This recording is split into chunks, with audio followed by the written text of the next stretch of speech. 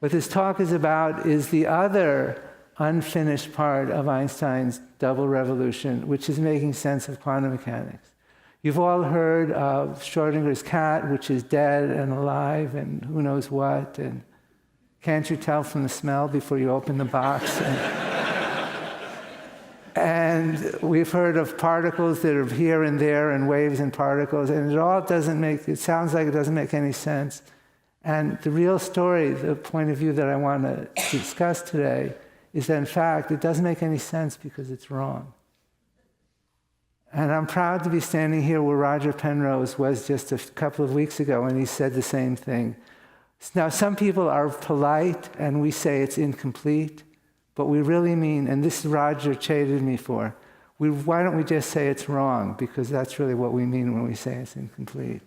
Now, part of the story of this talk is that several of the key founders of quantum mechanics were not realists. They didn't believe that nature existed independently of our interaction with it. They didn't believe that the atoms that they were developing a theory. Remember, that's what quantum mechanics was to be. It was to be a theory of radiation, electrons, and atoms, and explain the interaction of those things, and nuclei, and solids, and metals, everything else in nature. But specifically, it started off with as a theory of radiation, and then a theory of atoms. And they didn't believe that these atoms had properties independent of our intervention. And they weren't playing.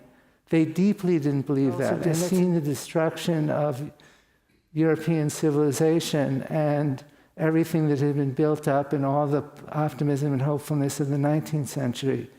So they were deeply scarred, and they were deeply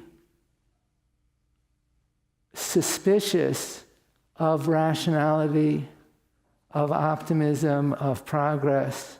And these are the people I'm not going to tell the stories about them as individuals, but this is the generation and the mood in which quantum mechanics was invented. Now, the mentor of that generation, there was one older person who was Niels Bohr, who was a Danish physicist. And these are some things that he said. Nothing exists until it is measured. When we measure something, we are forcing an undetermined, undefined world to assume an experimental value. We are not measuring the world, we are creating it. Everything we call real is made up of things that cannot be regarded as real. This is what he believed before he invented quantum mechanics. And the natural laws of quantum theory no longer deal with the elementary particles themselves, but with our knowledge of them, the elementary particles. So this was the philosophy that they brought to the construction of this new theory. We call the Copenhagen view, or the Copenhagen interpretation. And again, it would be wonderful if someday there's a Waterloo or a perimeter interpretation of something. But we hope it's the next theory, because this theory we're trying to get. And yet, my message to you today is that it is wrong. And it's wrong because, since the concept of measurement is primary, it's a theory, as Bohr and Heinsenberg said to you in those quotes, not of the atoms and the elementary particles, but of their interaction with our experimental devices. And it doesn't give a complete description of what's really going on in the atom or the molecule or the nuclei that it's describing. So, Rule 1 says every possible outcome occurs in some sense. Rule 2 says there's just one outcome, and it's picked out with some probability rule. So that seems to me to contradict each other. Is there one outcome, or are there all outcomes? It doesn't cut it with me. I think people who try to defend the present situation are holding up progress because there's an opportunity. And the opportunity is to break through and understand quantum physics for real, and not in terms of this weird two-rule game. In quantum mechanics, there is an interpretation of quantum mechanics in which all outcomes happen but our consciousness somehow splits every time there is a choice of different outcomes, so that the universe appears to split into many different versions as time goes on. There are a lot of professional physicists and philosophers of physics who think this is an interesting, important idea. Our good friends, many of them, and people I deeply respect who have spent decades thinking about this proposal.